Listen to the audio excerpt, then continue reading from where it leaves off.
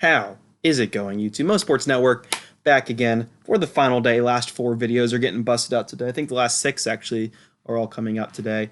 Last day before the real NFL season kicks off. Today we're talking about my number 4 team in my NFL power rankings, the New Orleans Saints. Now here's the deal with these last 4 videos. They are going to move a little quicker just because we know what these teams are. They've stayed the same for the most part, and there's not much to talk about these top 4 teams.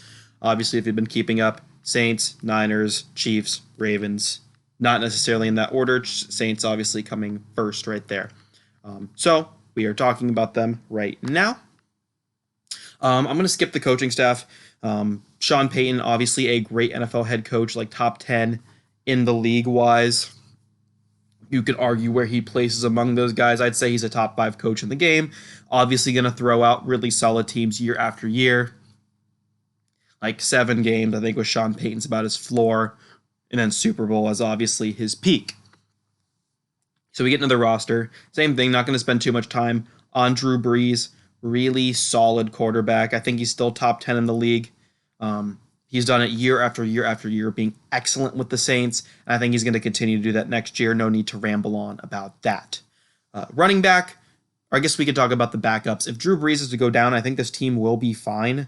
Jameis Winston, I think, is a very capable backup, probably one of the best backups in the league. And I like him to back up Drew Brees if something happens. Then Taysom Hill, obviously, an interesting weapon. You can almost count him as a wide receiver, tight end, something as far as that goes.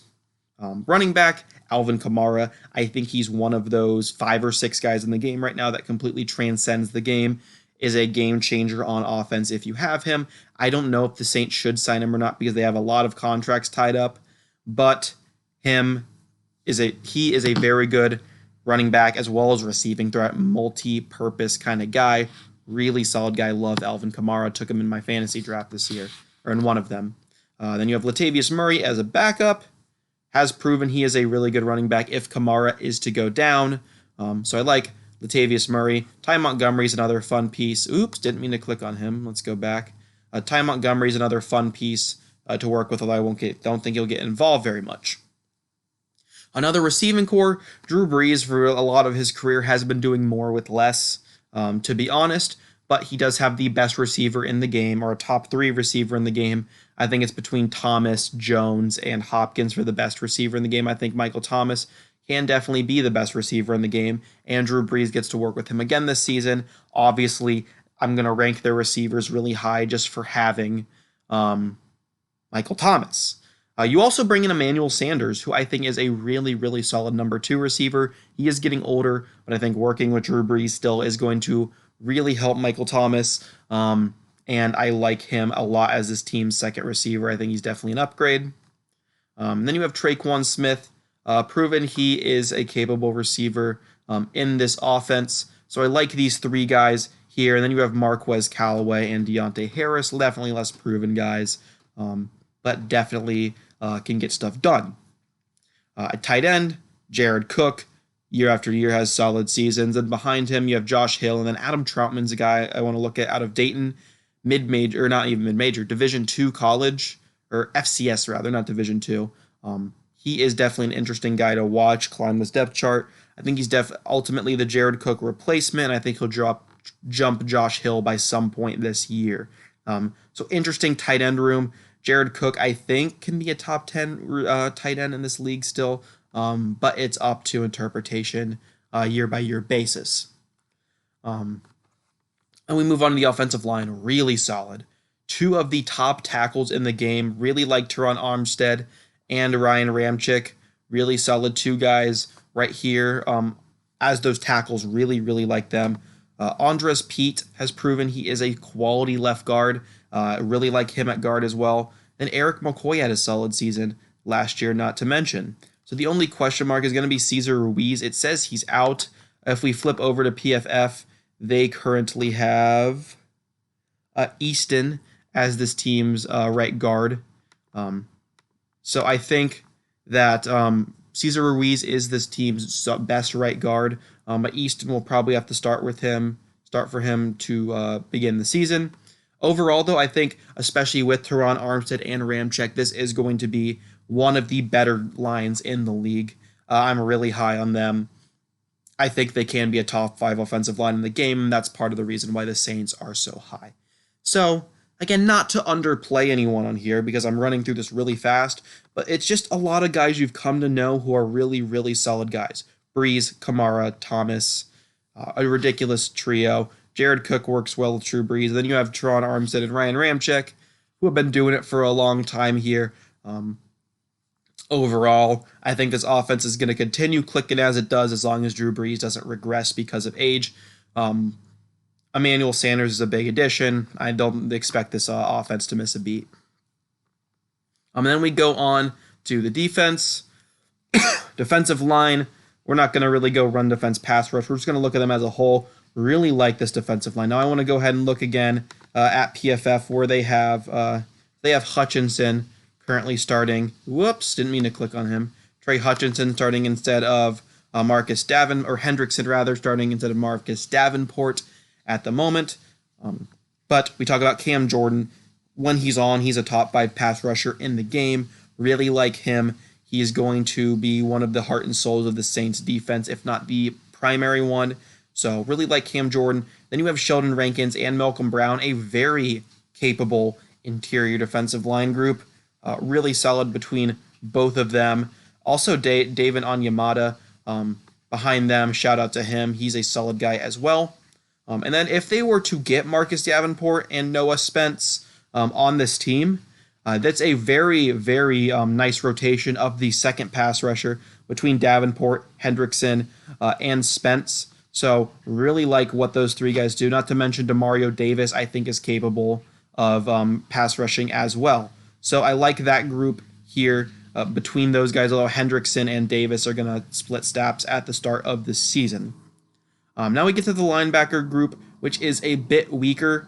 You're going to have Demario Davis there, though. When you're playing in the nickel primarily, you're probably just going to get Anzalone and then Caden Ellis right now, although I think Zach Bond is a better player. I think he can get that job pretty soon. Anzalone has definitely struggled so far in his NFL career, looking for him to take a big step up this year. And then also Zach Bond and Caden Ellis between those two. The linebacker group is definitely going to be one of the weaker parts of this team, unless Bond can really step up. But the front 4 and the secondary of this team is so solid that I'm not too worried about it overall. That's going to transition me into the secondary. You have Janoris Jenkins and Marshawn Lattimore, really solid lockdown corners, both of them. Really impressed with what both can do. Saints have a really solid duo in both of them. Janoris Jenkins coming over to this team. And then you bring in Malcolm Jenkins back to the team as well, along with Marcus Williams, who has been really good with this team so far. So those 2 guys work really well. And then the depth is really good. You have DJ Swearinger coming into this team. I think he's a really quality backup free safety for them. And then CJ Gardner-Johnson is the other strong safety for this team. I think he can play linebacker for this team as well, especially if Ellis struggles a bit. I think he can play that role well enough. Just from what I've seen from Gardner-Johnson, I think he can definitely handle that role, which does make me feel even better about that linebacker group. And then your nickel corner, I think it's going to be Patrick Robinson to start the season, and he has proven he is a quality nickel corner. So with 2 lockdown corners, a solid nickel guy between Williams and Robinson, and then a really solid safety duo between Williams, Jenkins, and you have nice depth between their 2. I really like this secondary. Again, really like the pass rush, especially if they get Davenport and Spence healthy. I don't know the status of their injuries for sure. But yeah, just looking at them. And then I think they can make up for some linebacker deficiencies. So really like this defense as well. Again, the Saints, there's not much to talk about here, unfortunately, because they're super solid top to bottom. And the only question about this team is, can they get it done in the playoffs? Because year after year, especially since Michael Thomas has showed up in New Orleans, they have been really, really good in the regular season year after year. I'm just looking at the season. I have them going 11-5. I don't think there's any really big surprises here. I think they're going to start off the season on a roll, winning 1, 2, 3, 4, 5, 6 straight. Starting off the season really good. I think there's no team they play here that is better than them out of the box. The Packers game is going to be close, and I'm excited to watch this Bucs game. But Raiders, Lions, Chargers, Panthers, Bears, I see them having no problems with. Then I see them having a bit of a skid. Another game against the Bucs. I think the Bucs are an even match for them. I think the Bucs can win. And then the Niners, again, really good team. I think they can beat the Saints as well. Ending their skid, I think they beat the Falcons and the Broncos. And then I'm going to have them losing at the Falcons and then at the Eagles, another two quality teams. I think they split in this division game as well. And I think they go on and beat the Chiefs. It's going to be a huge win for this team. I think they can do it in the Superdome.